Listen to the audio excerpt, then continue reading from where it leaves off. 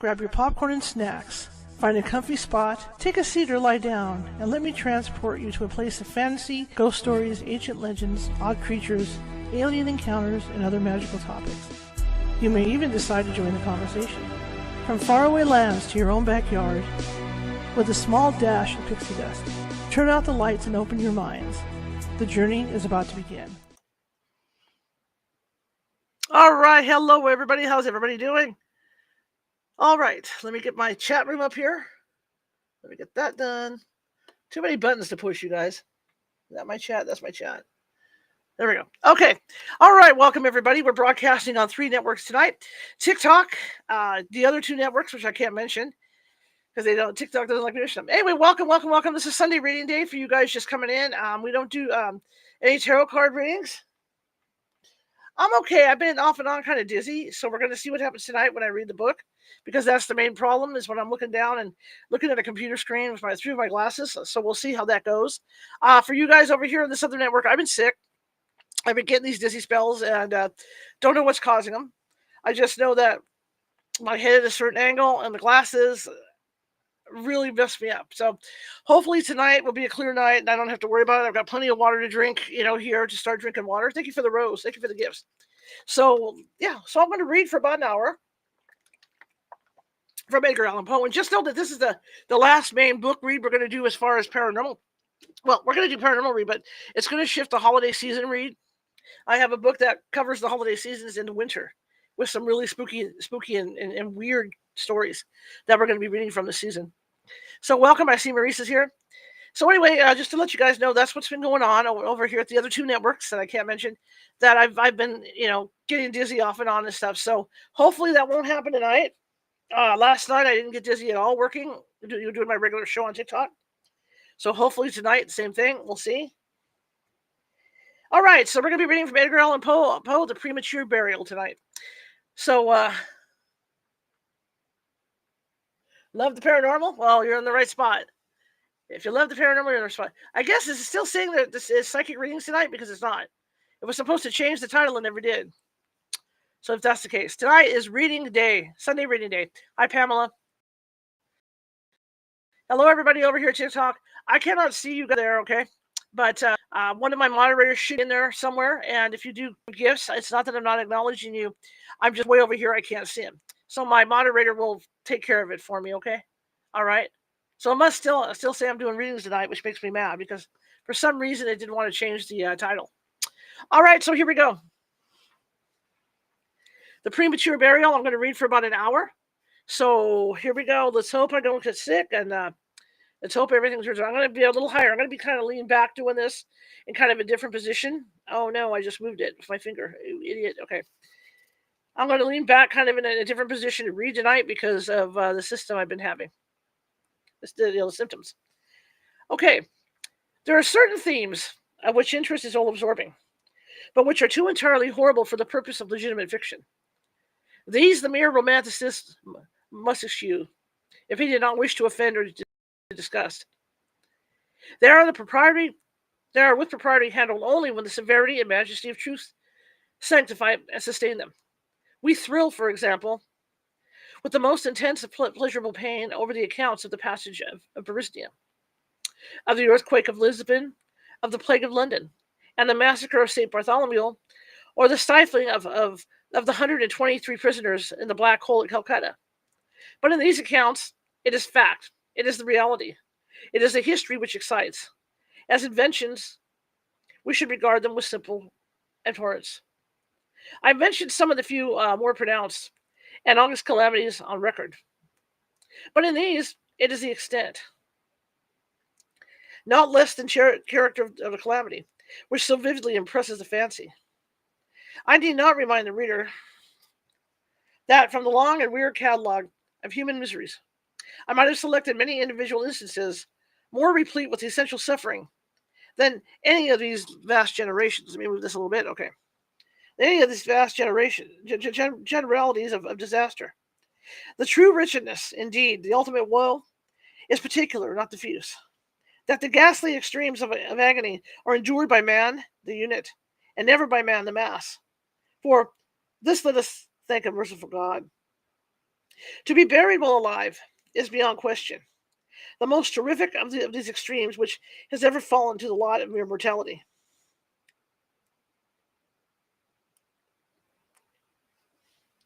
These glasses are totally off balance. That it has frequently, very frequently, so fallen will scarcely be denied by those who think. The boundaries which divide life from death are at best shadowy and vague. Who shall say where one ends and where the other begins? We know. Oh, here we go. Wait, give me a second here, okay?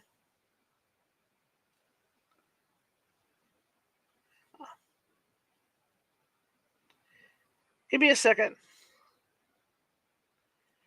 Okay, here we go. Let me get in here. All right, let me get to where I left. I just was able to enlarge the text so I could actually read it. To be buried while alive is beyond question the most terrific of these extremes, which has ever fallen to the lot of mere mortality. Now it's like supersize. That it is frequently very fallen will scarcely be denied by those who think. The boundaries which divide life are shadowy and vague.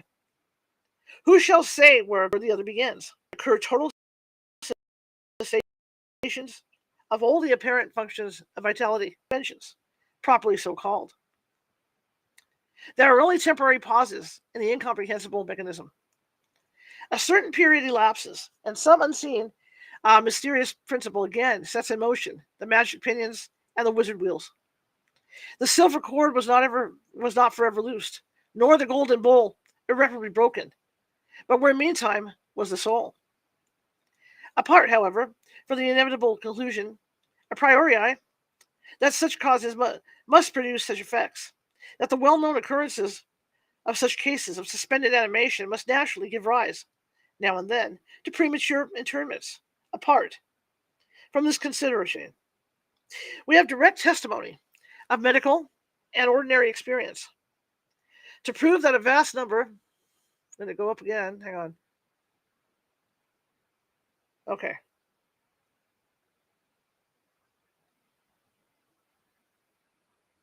Hang on a second. It moved on me. So I hate when it does that. Just give me a second. Okay, let's just go. Apart, however, from the inevitable conclusion a priori that such causes must produce such effects, that the well-known occurrence of such cases of suspended animation must naturally give rise, now and then, to premature interments. Apart from this consideration, we have the direct testimony of medical and ordinary experience to prove that a vast majority of such interments have actually taken place. I might refer at once, if necessary, to 100 well-authenticated instances. One of very remarkable character, and of which the circumstances may be fresh in the memory of some of my readers, occurred not very long ago in the neighboring city of Baltimore, where it occasioned a painful, intense, and widely extended excitement. The wife of one of the most respectable citizens, a lawyer of eminence, and a member of Congress, was seized with a sudden and unaccountable illness, which completely baffled the skill of her physicians. After much suffering, she unalived, or was supposed to unalive. No one suspected, indeed, or had reason to suspect, that she was not actually unalived. She presented all the ordinary appearances of death. The face assumed the usual pinched and sunken outline. The lips were of the usual marble pallor. The eyes were lusterless. There was no warmth. Pulsation had ceased. For 3 days the body was preserved unburied, during which time it had acquired a stone rigidity. The funeral, in short, was hastened, on account of the rapid advance of what was supposed to be decomposition. The lady was deposited in her family vault, which, for 3 subsequent years, was undisturbed. At the expiration of this term, it was opened for the reception of a sarcophagus. But, alas, how fearful a shock awaited the husband, who personally threw open the door. As his portal swung outward back, some white apparelled object fell rattling within his arms. It was the skeleton of his wife in her yet unmolded shroud. A careful investigation rendered it evident that she had revived within 2 days after her entombment, that her struggles within the coffin had caused it to fall from a ledge or a shelf to the floor where it was broken as to permit her escape. A lamp which had been accidentally left, full of oil within the tomb, was found empty. It might have been exhausted, however, by evaporation. On the uttermost of the steps which led down into the dread chamber was a large fragment of the coffin, with which it seemed that she had endeavored to arrest attention by striking the iron door. While thus occupied, she probably swooned, and possibly unalived, through sheer terror, and, in failing, her shroud became entangled in some ironwork which projected into the interior. Thus she remained, and thus she rotted erect. Cheery stuff. Happy holidays.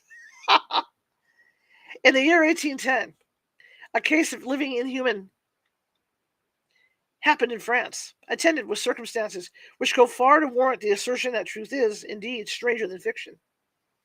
The heroine of this story was a Mademoiselle Victorine, a young girl of illustrious family of wealth and of great personal beauty.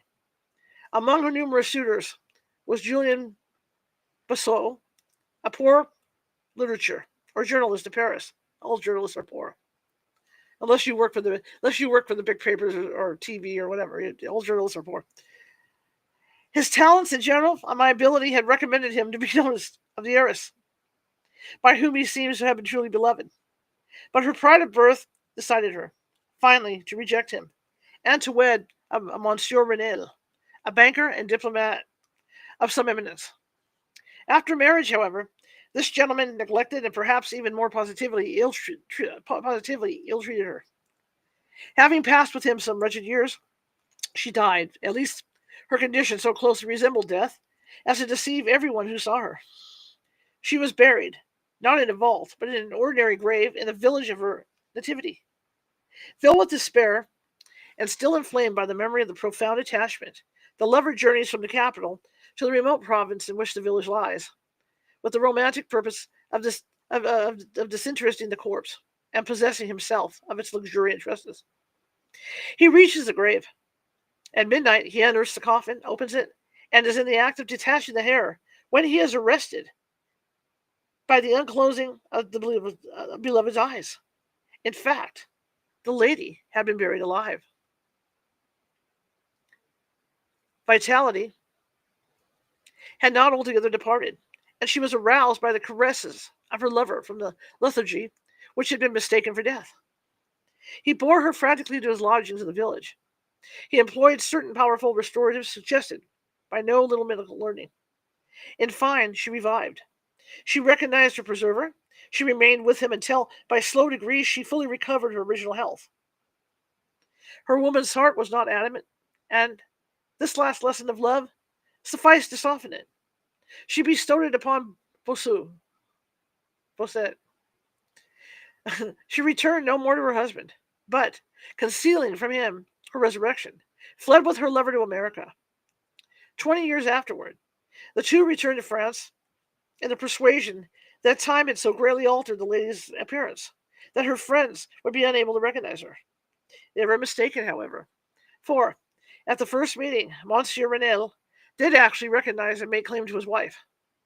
This claim she resisted, and a judicial tribunal sustained her in her resistance, deciding that the peculiar circumstances, with the long lapse of years, had extinguished, not only equitably, but legally, the authority of the husband. The Chirical Journal of Leipzig, a periodical of high authority and merit, which some American bookseller would do well to translate and republish, records in a late number a very distressing event of the character in question. An officer of artillery, a man of gigantic stature and of robust health, being thrown from an unimaginable horse, received a very severe contusion upon his head, which rendered him insensible at once. The skull was slightly fractured, but no immediate danger was apprehended. Trepanning was accomplished successfully. He was bled, and many other of the ordinary means of relief were adopted. Gradually, however, he fell into a more and more hopeless state of stupor, and finally, it was thought that he died. The weather was warm, and he was buried with indecent haste in one of the public cemeteries. His funeral took place on a Thursday. On the Sunday following, the grounds of the cemetery were, as usual, much thronged with visitors. And at about noon, an intense excitement was created by the declaration of a peasant that was sitting upon the grave of the officer. He had distinctly felt a commotion of the earth, as if occasioned by someone struggling beneath. At first, little attention was paid to the man's asseveration, but his evident terror and the dogged obstinacy with which he persisted in his story had at length their natural effect upon the crowd.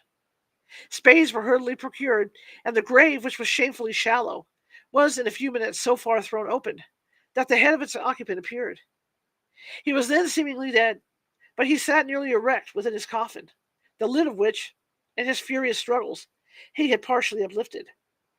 He was forthwith conveyed to the nearest hospital, and there pronounced to be still living, although in an asphytic state. After some hours he revived, recognized individuals of his acquaintance, and in broken sentences spoke of his agonies in the grave. From what he related, it was clear that he must have been conscious of life for more than an hour, while entombed, before lapsing in insensibility. The grave was carelessly and loosely filled with an exceedingly porous soil, and thus some air was necessarily admitted. He heard the footsteps of the crowd overhead, and endeavored to make himself heard in turn. It was the tumult within the grounds of the cemetery, he said, which appeared to awaken him from a deep sleep. But no sooner was he awake than he became fully aware of the awful horrors of his position. The patient, it is recorded, was doing well and seemed to be in fair way of ultimate recovery, but fell a victim to the quackiness of medical experiment. The galvanic battery was applied, and he suddenly expired in one of those ecstatic paroxysms which, occasionally, it superinduces. The mention of the galvanic battery, nevertheless, recalls to my memory a well-known and very extraordinary case in point, where its action proved the means of restoring to animation a young attorney of London, who had been interred for 2 days. This occurred in 1831, and created, at the time, a very profound sensation wherever it was made the subject of converse. Let me have some water real quick. How's everybody doing? We enjoying this? Spooky stuff, huh? Spooky. It's getting warm in here under these lights, too. Bear with me for a second.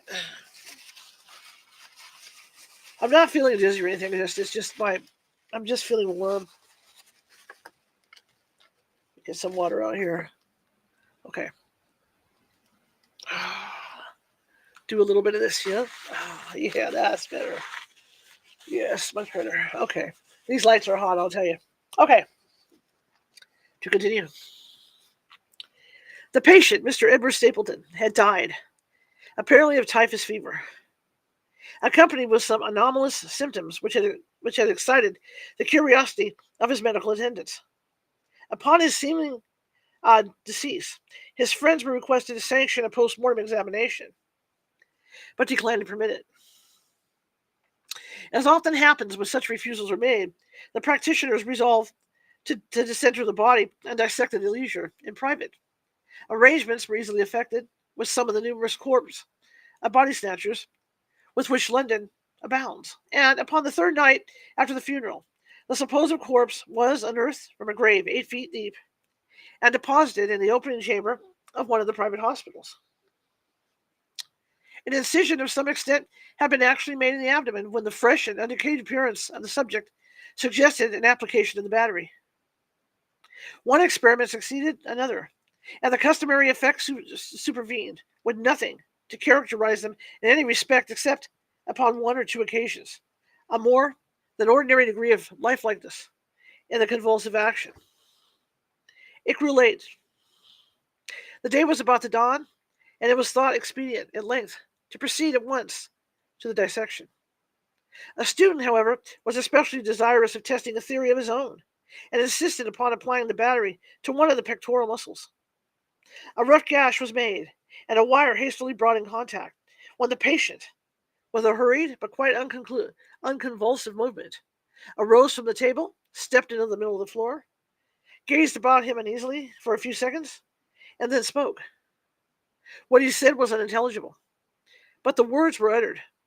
The syllabification was distinct. Having spoken, he fell heavily to the floor.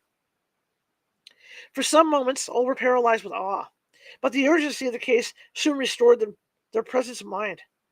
It was seen that Mr. Stapleton was alive, although in a swoon. Upon exhibition of ether, he revived and was rapidly restored to health, and to the society of his friends, from whom, however, all knowledge of his resuscitation was withheld, upon a relapse, until a relapse was no longer to be apprehended. Their wonder, their rapturous astonishment, may be conceived. The most thrilling peculiarity of this incident, nevertheless, is involved in what Mr. Stapleton asserts. He declares that at no period was he altogether insensible, that, dully and confusedly, he was aware of everything which happened to him, from the moment in which he was pronounced dead by his physicians to that in which he fell swooning to the floor of the hospital. "I'm alive," were the uncomprehended words which, upon recognizing the locality of the dissecting room, he had endeavored, in his extremity, to utter. It were an easy matter to multiply such histories as these, but I forbear, for, indeed, we have no need of such to establish the fact that premature interments occur. When we reflect how very rarely, from the nature of the case, we have it in our power to detect them, we must admit that they may frequently occur within our cognizance. Scarcely, in truth, is a graveyard ever encroached upon for any purpose, to any great extent, that skeletons are not found in postures which suggest the most fearful of suspicions. Fearful indeed, the suspicion, but more fearful the doom. It may be asserted without hesitation that no event is so terribly well adapted to inspire the supremeness of the bodily and of mental distress as is burial before death. The unendurable expression of the lungs, the stifling fumes from the damp earth, the clinging to the death garments, the rigid embrace of the narrow house, the blackness of the absolute night, the silence like a sea that overwhelms, the unseen but palpable presence of the conqueror worm. These things, with the thoughts of the air and grass above, with memory of dear friends who would fly to save us if but informed of our fate, and with consciousness that of this fate they can never be informed, that our hopeless portion of that of the really dead, these considerations, I say, carry in the heart, which still palpitates, a degree of appalling and intolerable horror from which the most daring imagination must recoil. We know of nothing so agonizing upon earth. We can dream of nothing so hideous in the realms of the nethermost hell.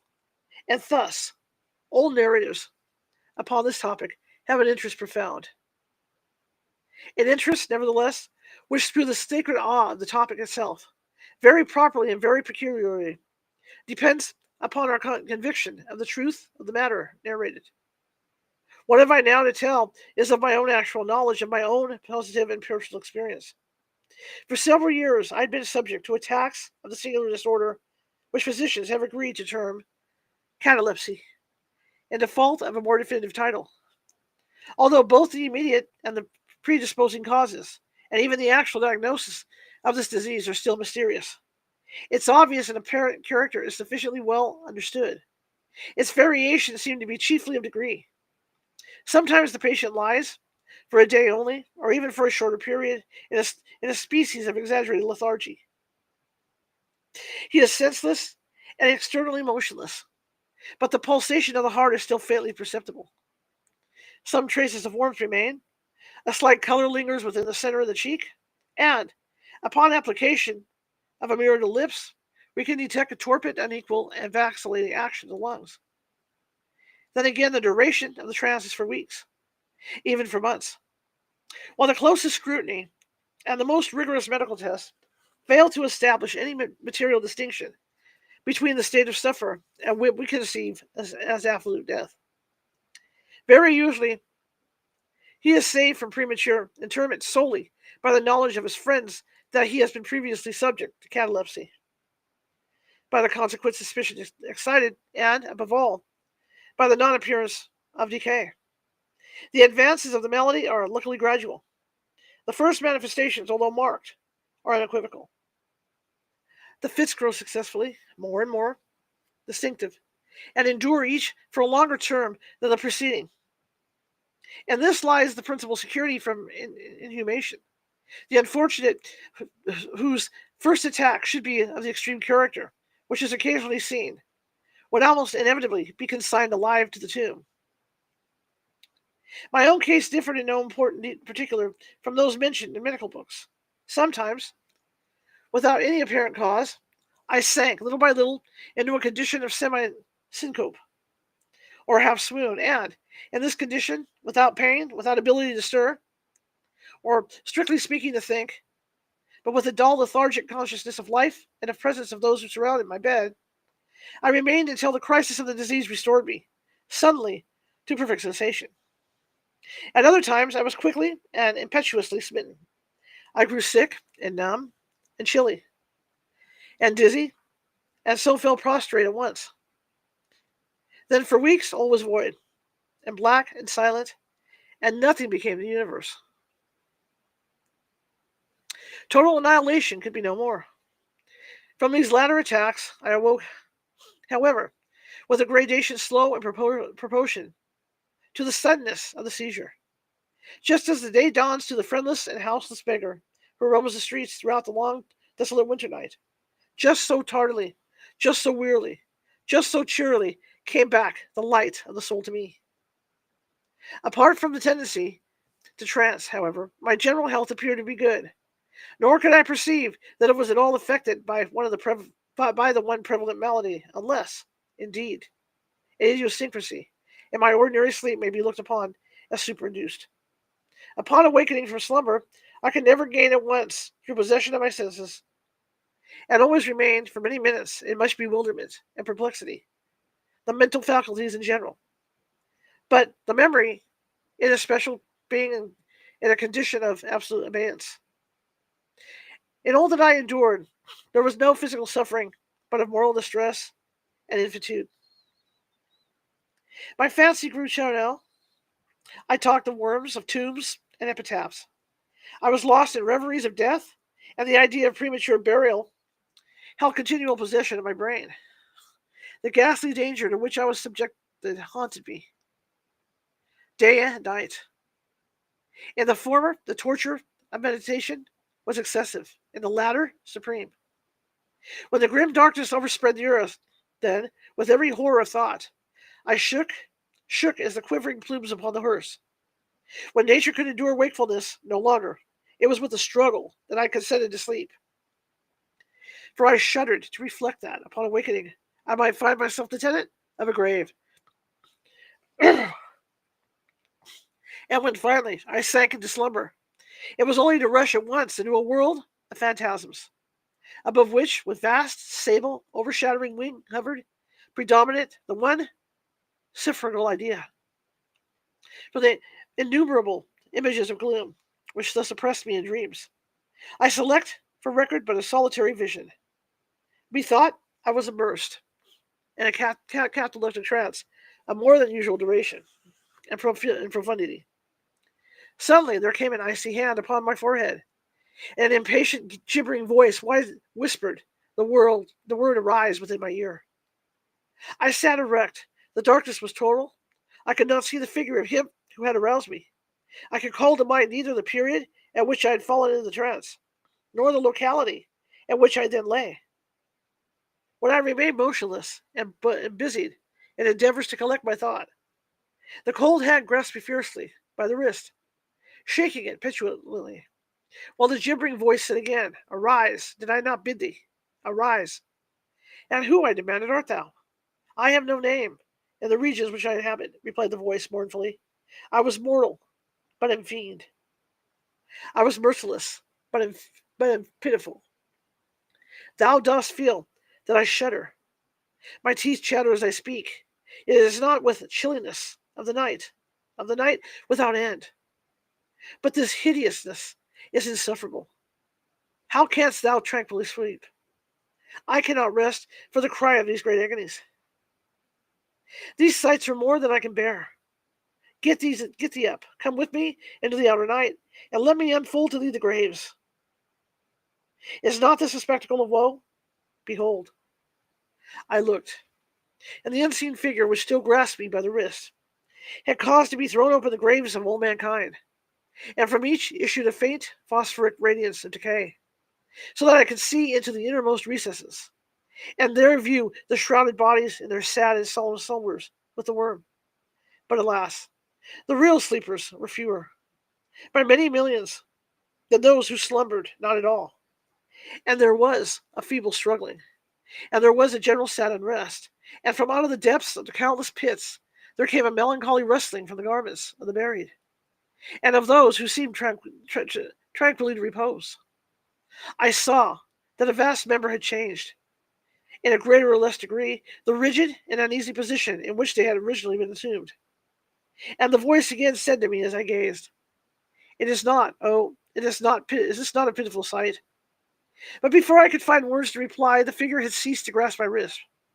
The phosphoric lights expired, and the graves were closed with a sudden violence, while from out of them arose a tumult of despairing cries, saying again, "It is not, oh God, it is not a very pitiful sight?" Fantasies such as these, presenting themselves at night, extended their terrific influence far into my waking hours. My nerves became thoroughly unstrung, and I fell prey to perpetual horror. I hesitated to rise, or to walk, or to indulge in any exercise that would carry me from home. In fact, I no longer dared trust myself out of the immediate presence of those who were aware of my proneness to catalepsy, lest, falling into one of my usual fits, I should be buried in my real condition could be ascertained. I doubted the fidelity of my dearest friends. I dreaded that, in some trance of more than customary duration, they might be prevailed upon to regard me as irrecoverable. I even went so far as to fear that, as I occasioned much trouble, they might be glad to consider any protracted attack as sufficient excuse for getting rid of me altogether. It was in vain they endeavored to reassure me by the most solemn promises. I exacted the most sacred oaths that under no circumstances they would bury me until decomposition had so materially advanced as to render farther preservation impossible. And, even then, my mortal terrors would listen to no reason, would accept no consolation. I entered into a series of elaborate precautions. Among other things, I had the family vault so remodeled as to admit of being readily opened from within. The slightest pressure upon a long lever that extended far in the tomb would cause the iron portal to fly back. There were arrangements also for the free admission of air and light, and convenient receptacles for food and water within immediate reach of the coffin intended for my reception. This coffin was warmly and softly padded, and was provided with a lid, fashioned upon the principle of the vault door, with the addition of springs so contrived that the feeblest movement of the body would be sufficient to set it at liberty. Besides all this, there was suspended from the roof of the tomb a large bell, the rope of which, it was designed, should extend through a hole in the coffin, and so be fastened to one of the hands of the corpse. But, alas, what avails the vigilance against the destiny of man? Not even these well-contrived securities suffice to save, from the uttermost agonies of living inhumation, a wretch to these agonies foredoomed.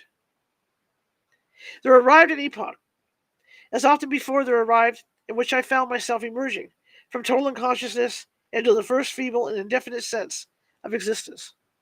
Slowly, with a tortoise gradation, and approached the faint gray dawn of the sickle day, a torpid uneasiness, an apathetic endurance of no pain, no care, no hope, no effort. Then, after a long interval, a ringing in the ears. Then, after a lapse still longer, a prickling or tingling sensation in the extremities.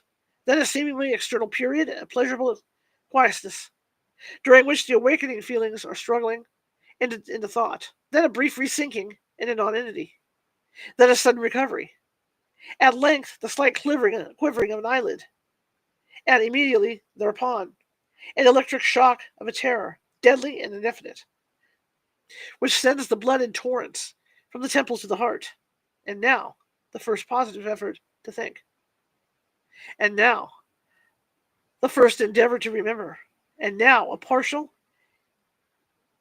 and evanescent success.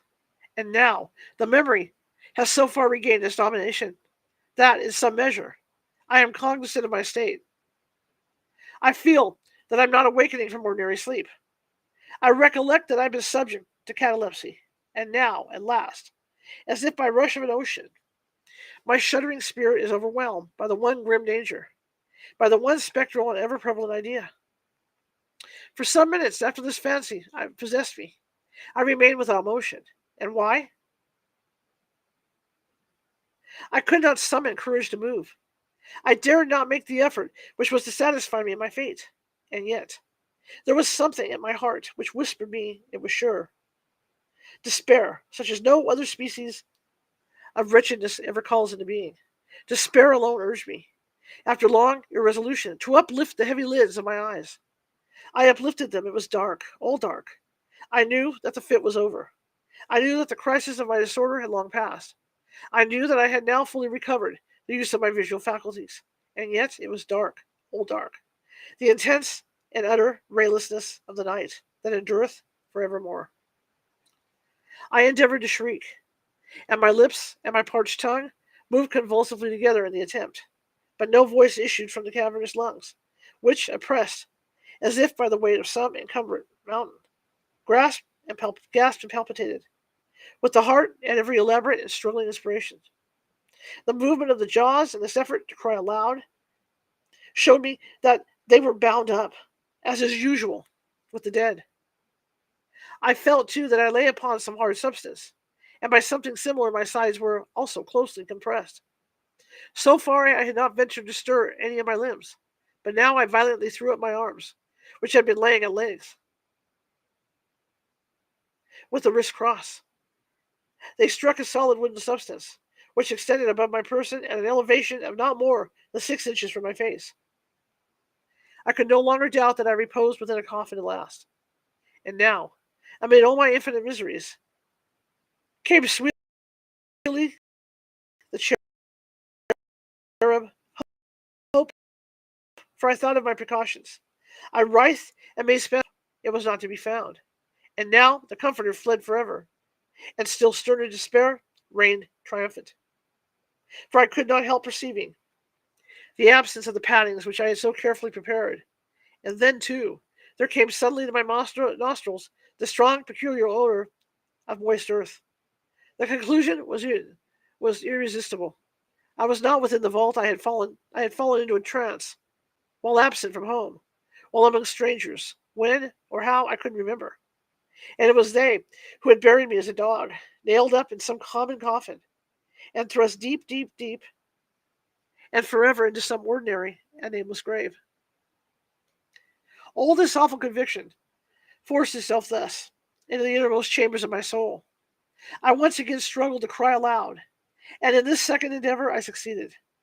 A long, wild, and continuous shriek or yell of agony resounded through the realms of the subterranean night.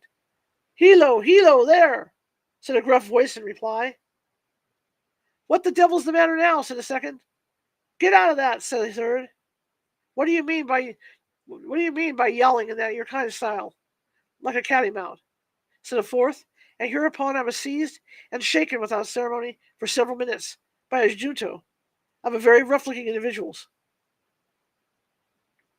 They did not arouse me from my slumber, for I was wide awake when I screamed, but they restored me to full possession of my memory.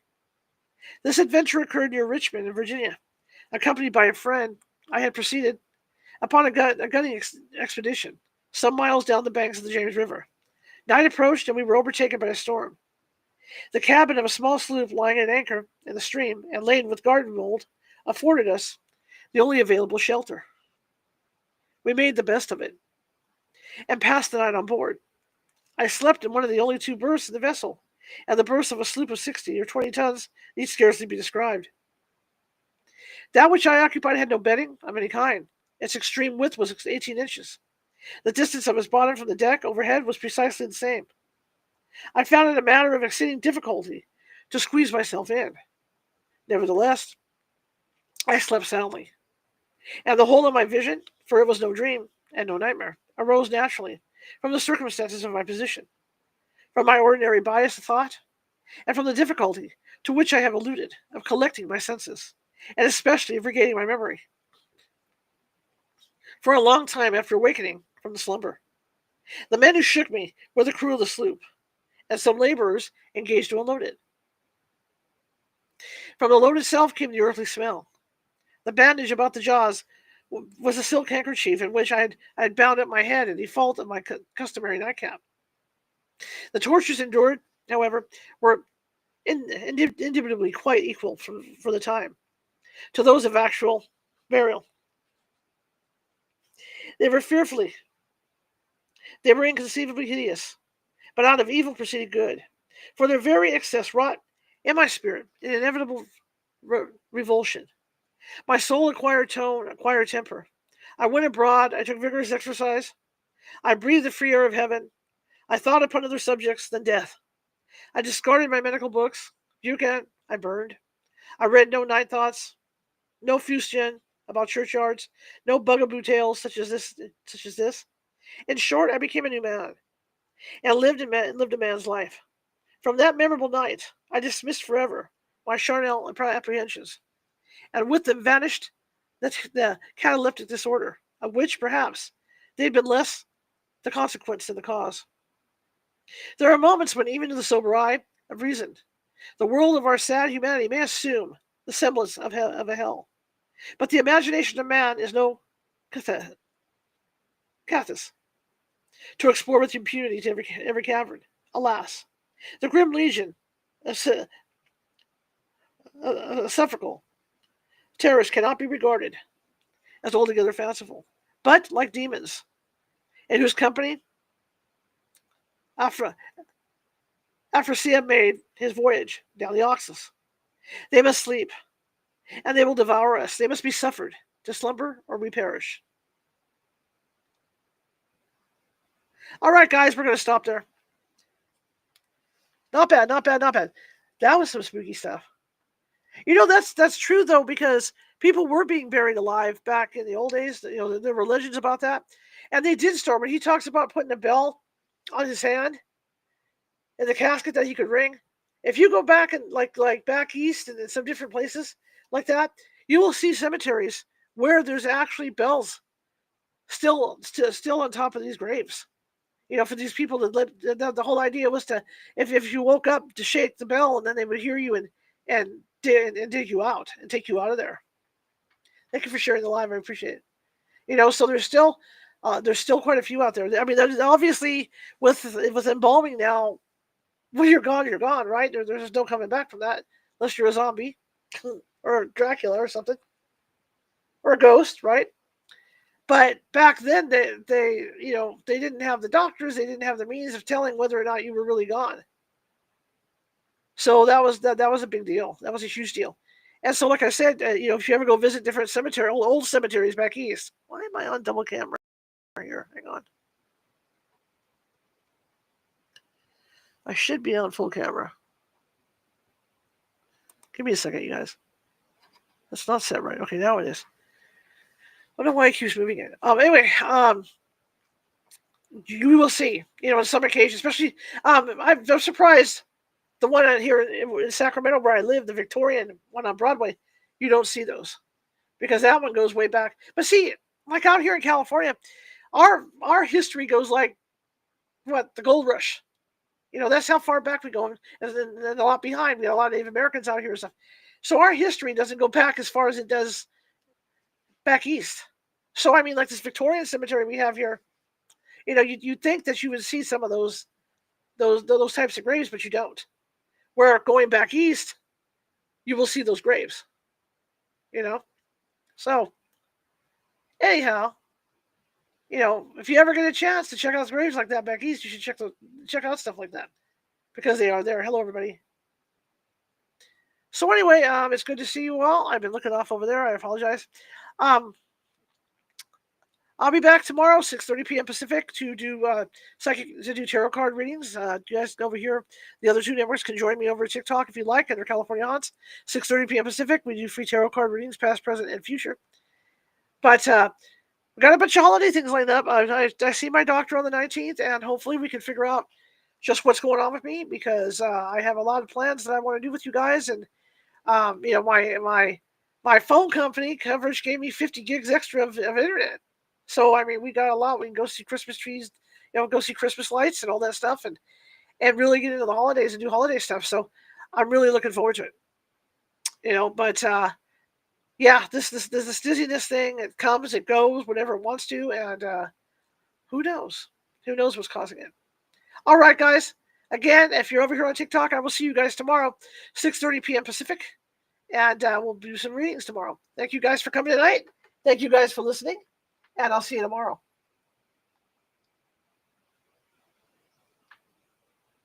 Maybe. There we go. All right, now over here.